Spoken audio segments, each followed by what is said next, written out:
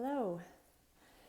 Welcome to another episode of our SCAR series. We are in the Radiantly Alive Woman Facebook community, and twice a week we are talking about scars.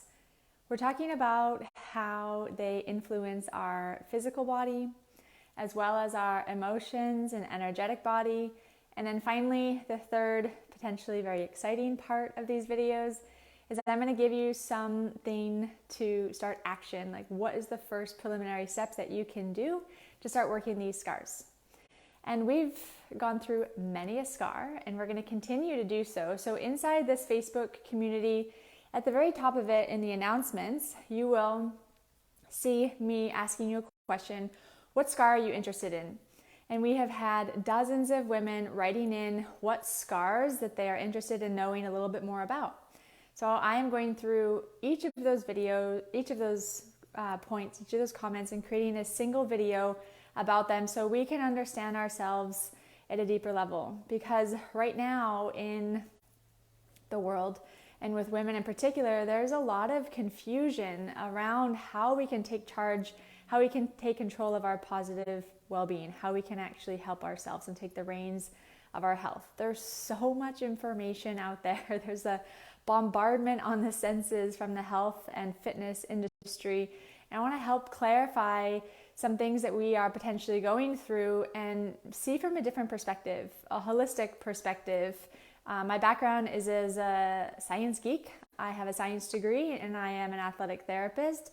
And I blended the kind of modern Western science medicine model with a lot of Eastern philosophy and tradition so that we can really view the body as a whole.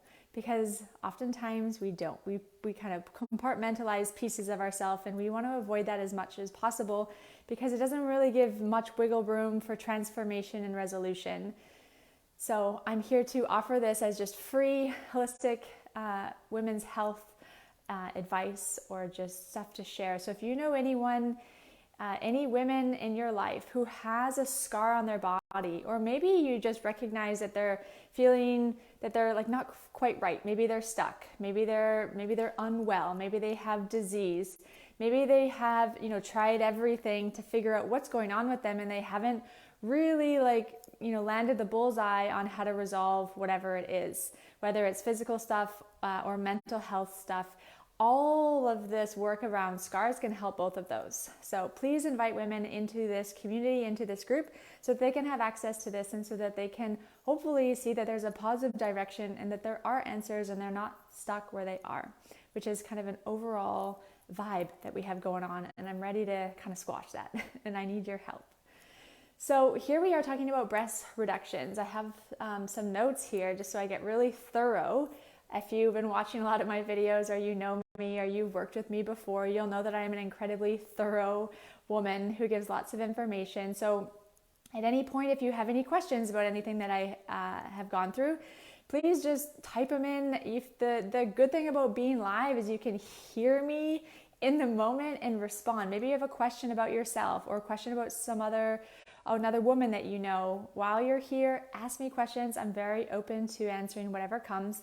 If you're watching this on replay, do the same thing. I'm really active in this group and I will see and read all of your comments, all of your stuff. So yeah, Kathleen's got it. If you are here, you can do #live.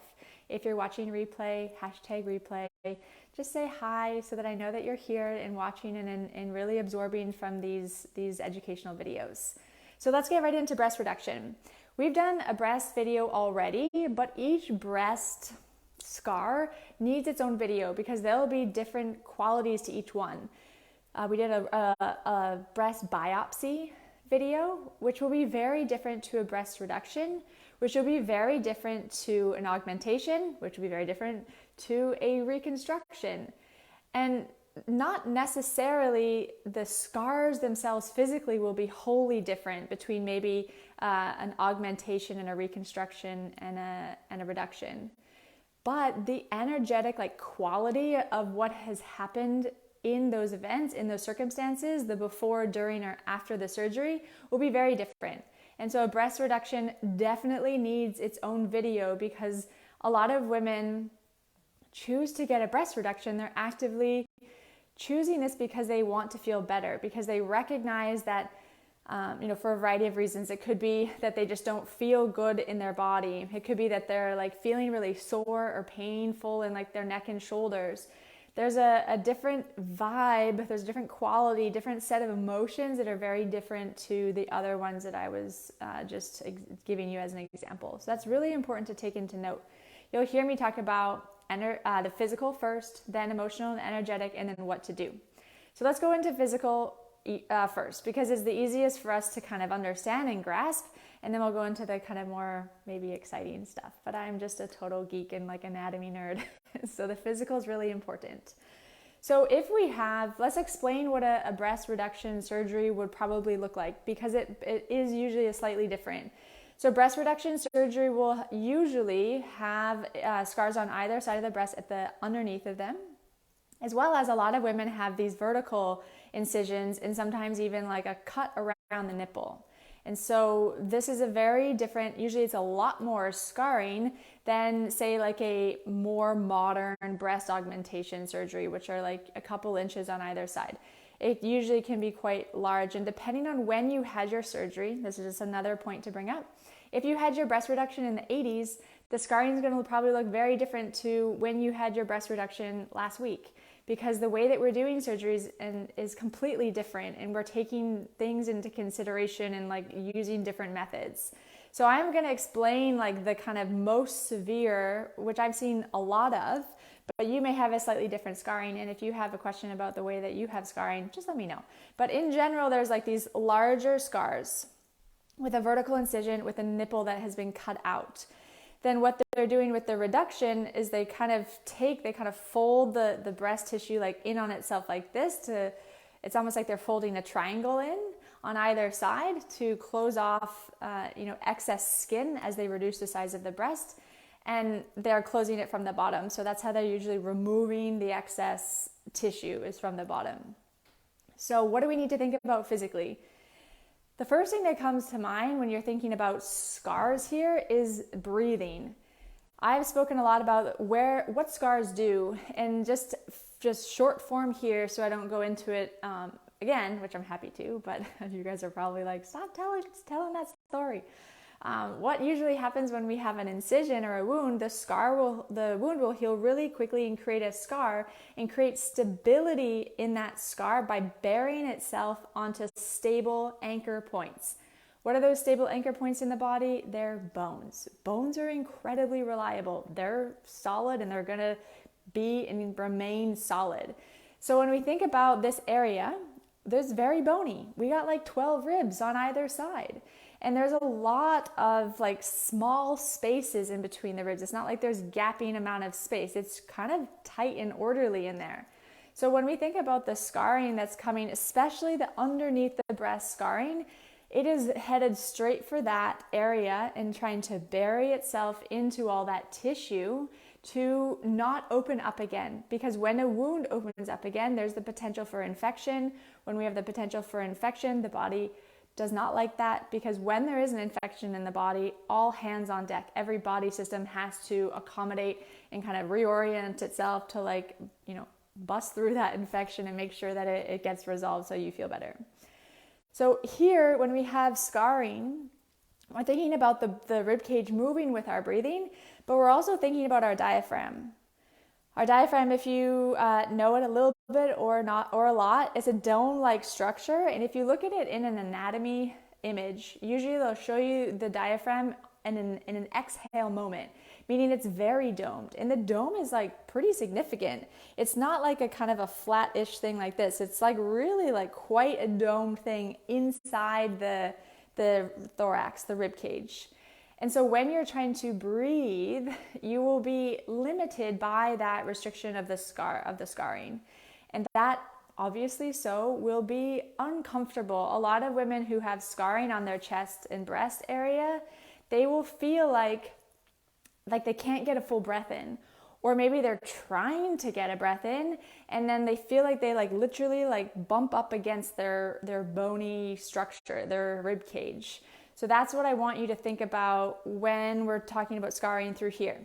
Women, therefore, we'll try, unconsciously usually, to find breath coming in and out of a different part, because we don't really, like the natural way, like the neurological way, is to move in the way of least resistance. Usually we don't choose, unless we're conscious and awake and we choose to direct our attention into something that's hard. Our natural tendency as human beings and neurologically is to move into the place of ease, which over time could compound and spiral and create compensation and not so great stuff. So if we don't breathe here, which is a very important thing in like trying to get full diaphragmatic breath, we'll do it either up in the chest, which as we know is not great. We know that that is like now highly linked into heart disease and cardiovascular issues.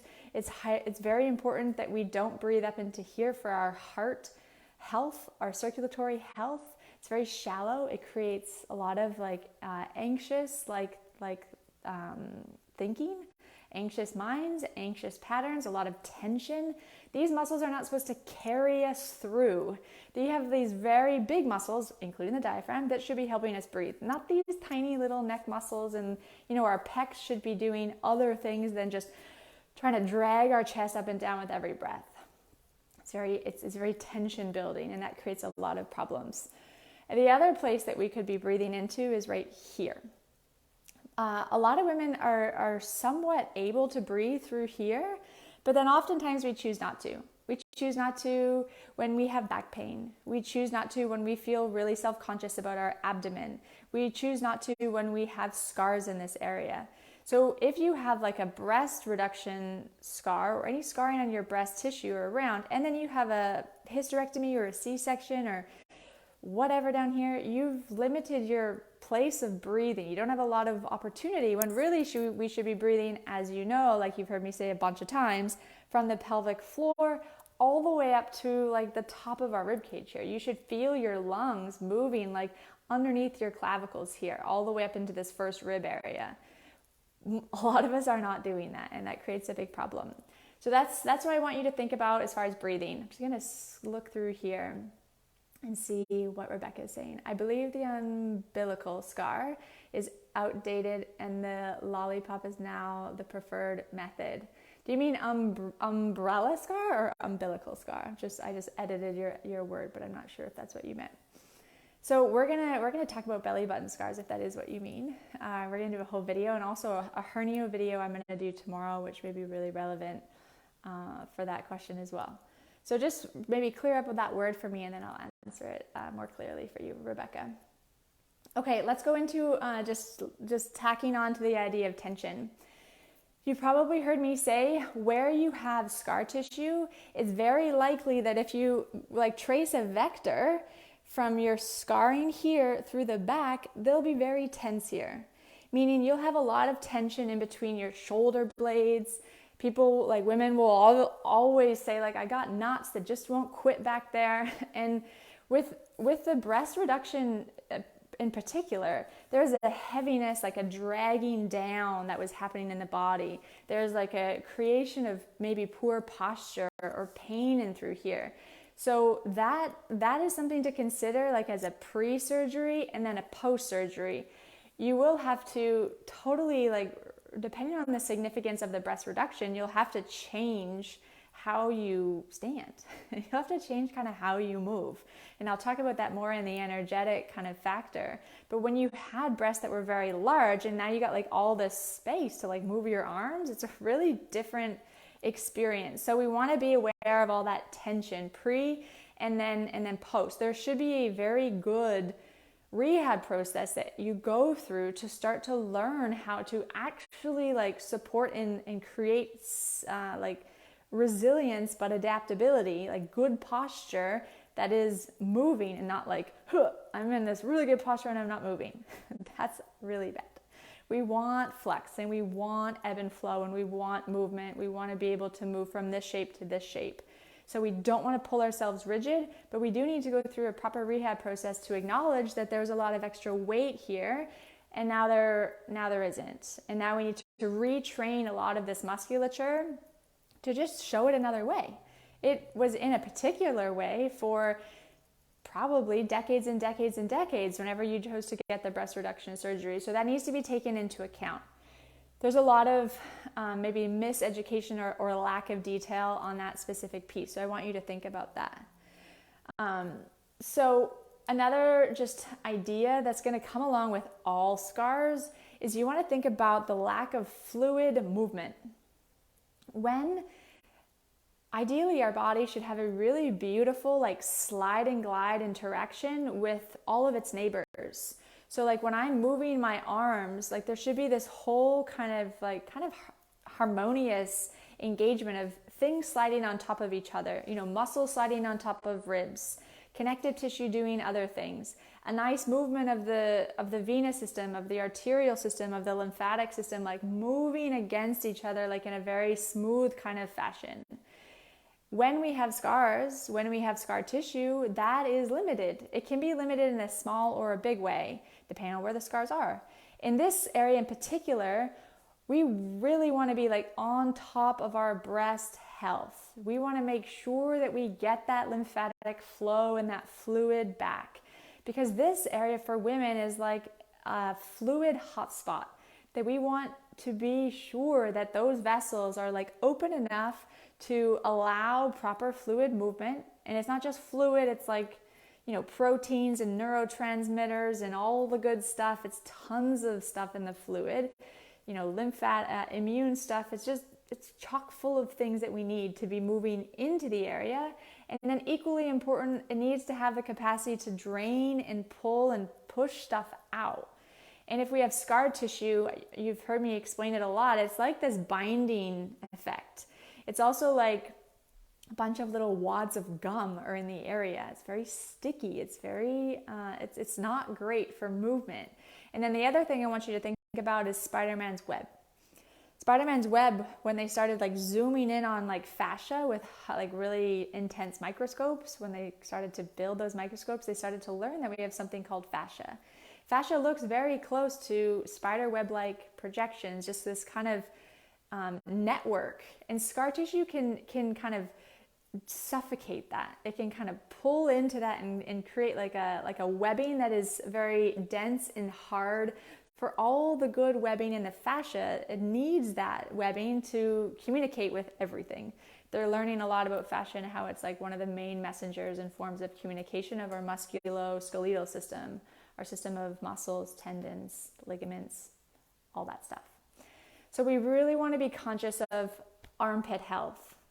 I love a bit of armpit health. Our armpits need to get open. They're closed like all day, except for when we put on a shirt or when we're like in the shower.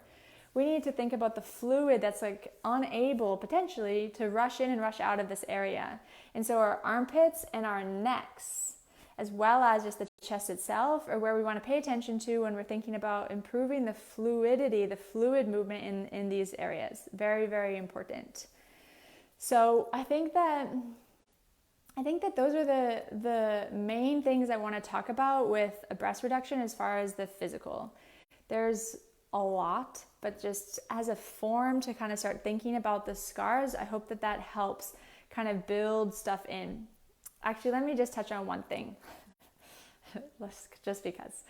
So our body creates stability by like this seatbelting effect through the muscular system. It's doing it everywhere. It's doing it like in the neck. It's doing it in the abs. It's doing it in the hip. And what I mean by that is it's doing it in the shoulder. It's doing it literally everywhere, where they have these strips of tissue that are going to make sure that this vector of movement is like good to go, meaning like you're able to do it.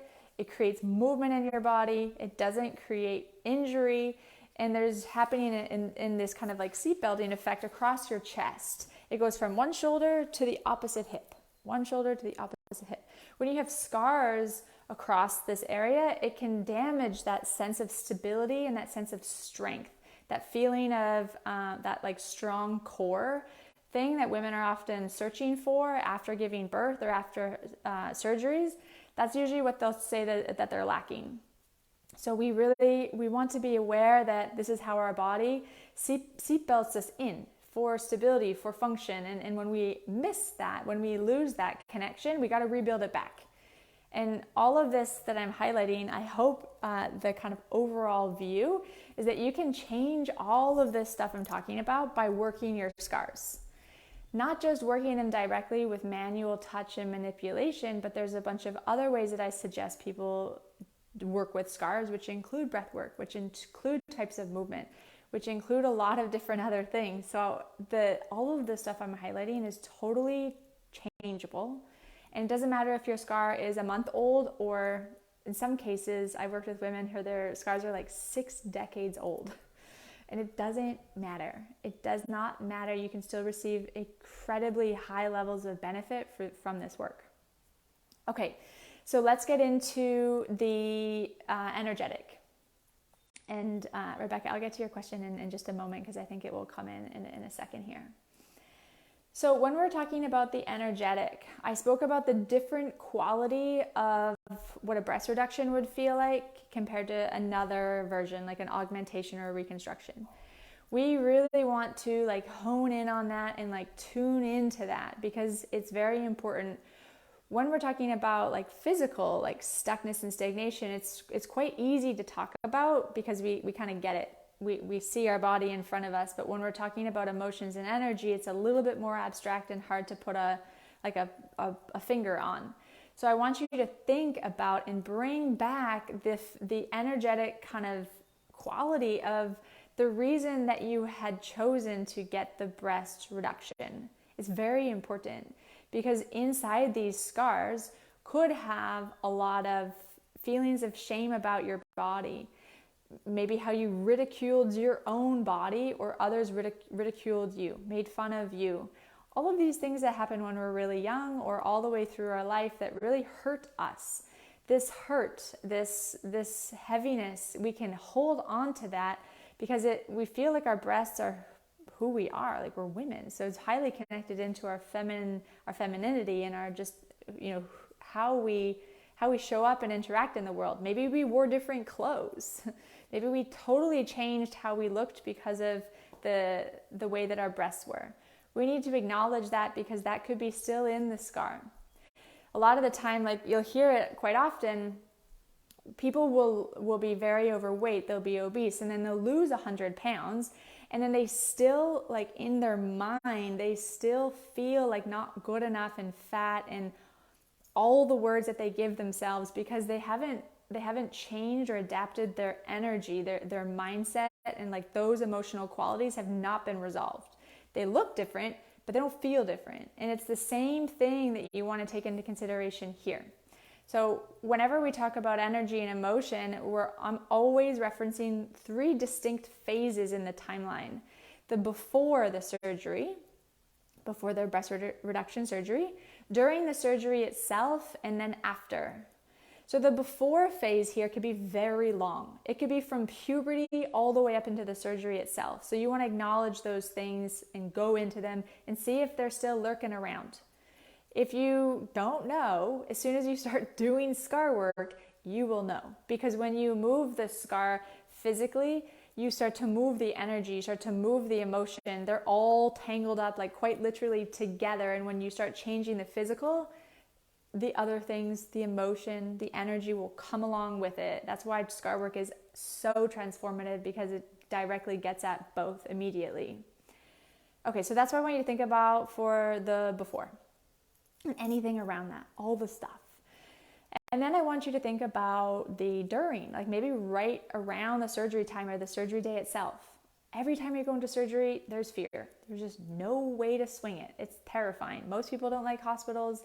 You're afraid of the recovery. Maybe there's doubt. There's a lot of conditioning that we have as women that say like breasts are sexy and we need to have, there's all this stuff that could just start, flowing out into our mind that will like get stuck into these scars that we also want to address and pay attention to.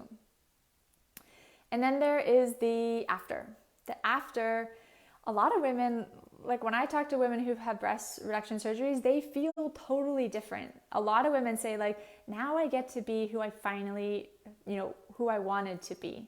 Now I get to wear the tops that I've always wanted to. Now I feel like I can show up in the way that I want to be. A more natural version of the woman comes out. which is, again, could be very different to a reconstruction and augmentation. Usually women feel very held back, quite literally, by the size of their breasts. And when that changes, they feel like literally and energetically like they lost 1,000 pounds, like a huge weight was lifted off of them. So this is important to know as well, but we don't necessarily want to have it all from a vanity point perspective. We don't want to be just feeling good because now we think we fit in, or now we think we're beautiful, or now then whatever the thing is. That is not necessarily the best thought process to have either, because you will find over time there'll be still other things in your life where you feel less than. It's like, okay, I got my breasts looking the way I want, but actually the feeling of being less than or not enough or whatever the language is still present. So we want to be aware of that. We want to like be real with ourselves. But in general, I would say women feel a lot better when they have their breast reduction surgeries. I don't know if you would agree. I would love to know if that is the case. But most women that I worked with generally feel more themselves after the surgery. So I think, and I think just one more thing about after that I just touched on in the physical. So after you've had your surgery, maybe you had very large breasts and now you have just whatever, a normal, like a C cup or a B cup or an A cup, whatever you chose. Now you have this potential vulnerability, this potential rawness of not knowing who you are. Because in a really simple, small example, before you couldn't put your seatbelt on very comfortably, or before you couldn't reach over or whatever, you couldn't do this or do that, you couldn't do volleyball, whatever it was. And now you're starting to feel like your body is like not your body. It's like a very odd, it's a very odd experience to go through. And there's a hint of vulnerability that can come in where you don't know who you are anymore. And in some ways, if you're like a spiritual practitioner, that's a very good thing that happens because it's an opportunity to really grow.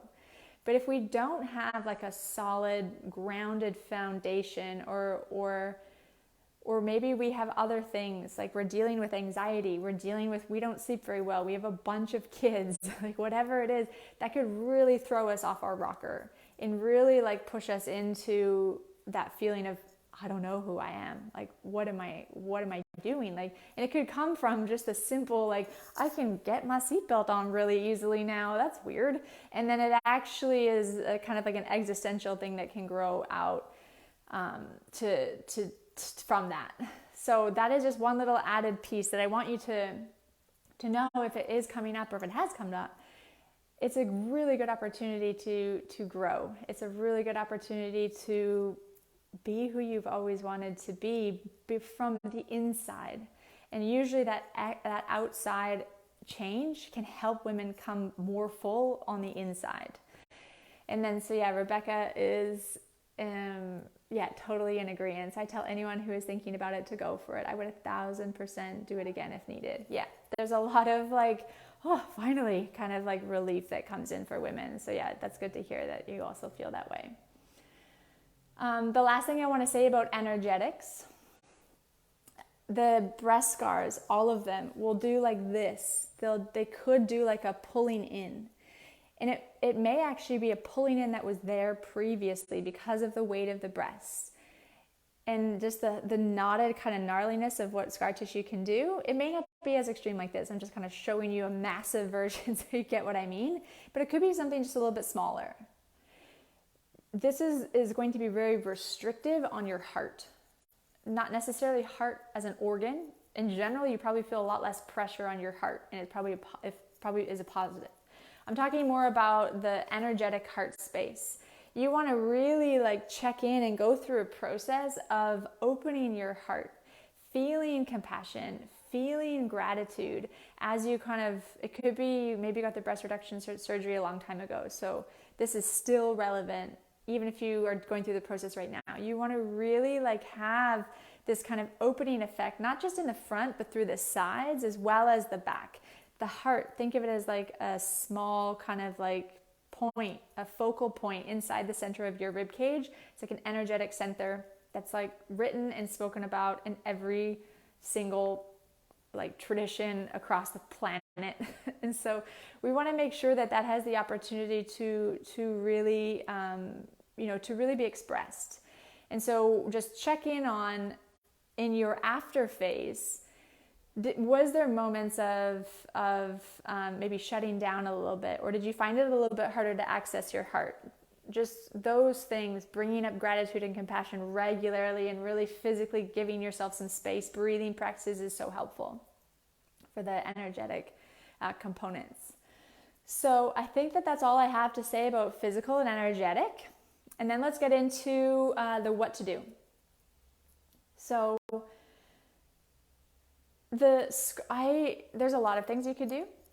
For the breast reduction surgery in general, because you have these vertical scars, doing a breast massage is a really good idea. It's a very good idea to build that relationship back in. But because people who've had breast reduction scars generally feel quite positive, like they're quite pleased and like happy, they feel more whole and more themselves, we want to keep leaning into that of creation of being whole in themselves. So we want to actually do scar work. Scar work would be the first thing that I would do. I think that like the breast massage would be really good for some of the vertical scars, but in general, we want to deal with those other kind of negative emotions and like beliefs or like thought patterns that we have about ourselves around feeling shameful, around people making fun of you, around maybe like living your life in a certain way, dressing in a certain way, closing yourself off in a certain way because you didn't like who you were. That is what we want to do and make sure that is fully addressed. And it's scar work is such a good place to do that. That's some powerful stuff. Every human being kind of needs to do that in some way. So having this opportunity to work that through scar tissue is very impactful. So when I teach direct movement of scars, there's a whole like progression of what to do and when to do and how to do it. But as a preliminary thing, I'll show you what I want you to do with your hands, a direct method of scar work. But before we do that, I need to emphasize this first part. I say it every single scar video because it's so important, because women who skip out on this part don't do themselves any favors, and they could potentially make the whole process a lot more overwhelming than it needs to be. So the first thing you have to do every time you do scar work, every time you decide that you want to work on a scar, you have to do 3 different steps. The first one is to sit comfortably or laying down, however you're comfortable, in an environment that is quiet, safe, feels good. And you're going to close your eyes and make contact with the scarring as much as you can. So maybe you go like full palm, whatever you want to do. Make contact, just like meet the skin, meet the tissue. You don't need to like push, you don't need to do it super soft, just like really meet yourself. Activate the sensation of touch. You want to be naked. You want to not have clothing on, because the reception and the kind of experience is so much more impactful if you go skin to skin. You want to go to that area, meet it, close your eyes, and then pick up on 2 different qualities. The first one is the physical qualities. Is there altered sensation? Meaning, like, is there places of great sensitivity? Is there places of dullness or numbness? What's the spectrum there? Feel the temperature. Does some places feel cold? Some places feel hot? Is there some areas that are like raised and puckered? Some things that are like tension and like kind of distorted, like kind of grabbing the tissue? Is there ropiness? What's going on? How does it feel different from the breast scar versus the rib scar? They will probably feel different because breast tissue is more soft and supple, and this is like gnarly and ribby. So you want to pick up on all those different things. Then the last part, or the second thing I want you to pick up, is you need to go in and you need to feel the energy that's kind of buried and stored in there. So important, because this is the stuff that will catch women off guard. Because we don't know yet that scar work is so healing and so impactful. And so you may think it's not a big deal, and it's something that you can just do, and it's like, I'll just add it to my regime and it will be fine.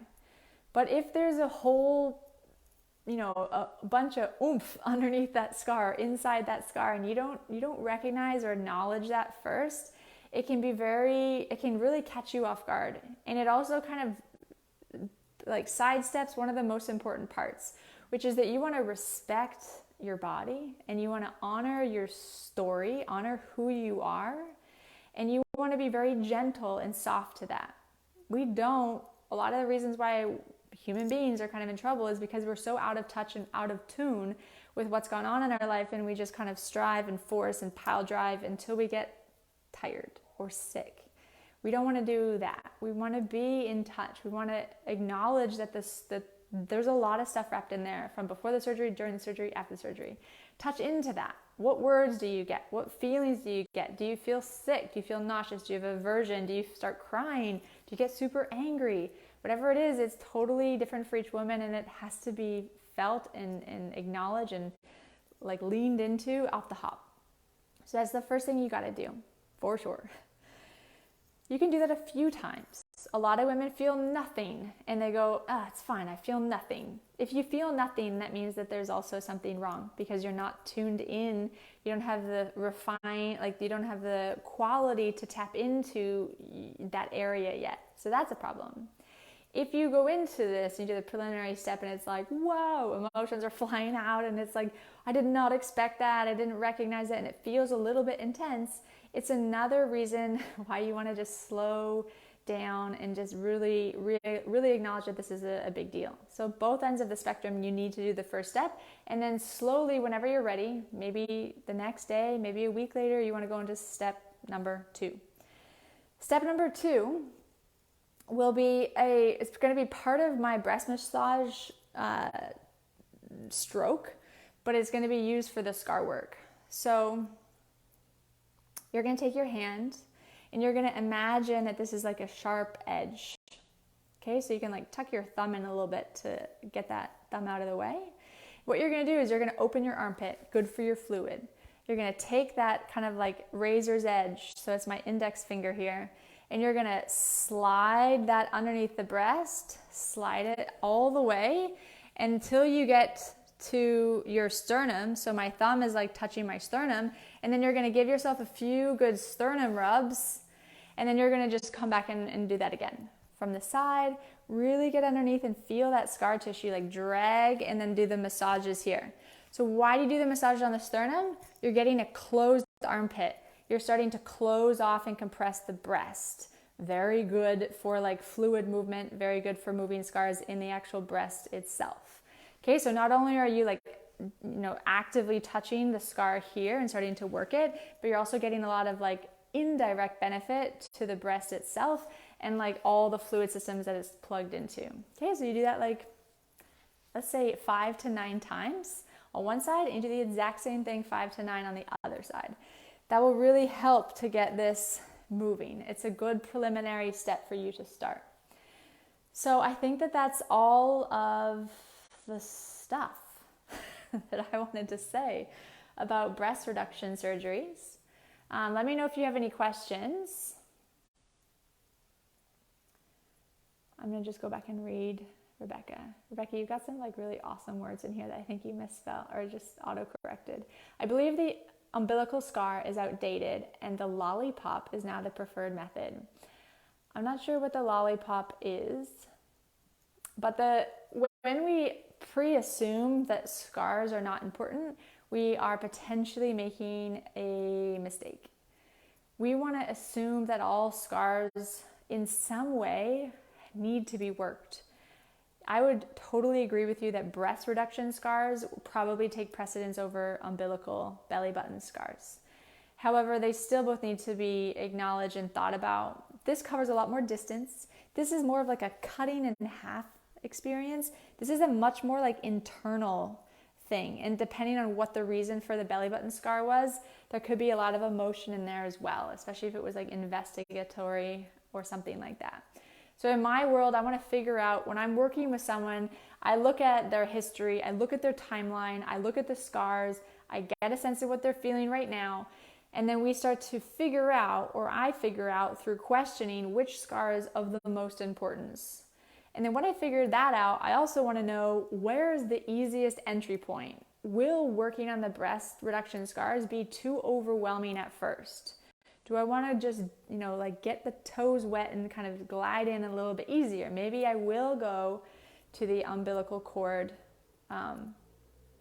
umbilical scar instead.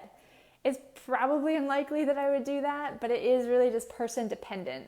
It's really just depending on the person and the scarring and what else has happened in their life. Oh, I see. Got it. I didn't know it had a name. Thanks for that. Lollipop is around the areola and open into a pie. So you only have the straight up and down, no underneath the ribs. Okay, cool. Yeah, I think it totally depends on the woman. So when I used to work with them women one-to-one, like pre-COVID, we would do it together, and I would just work manually on the scars. Like the woman would be shirtless, and we would just do the scar work like that, which was highly effective because I could feel, where needed to be worked most.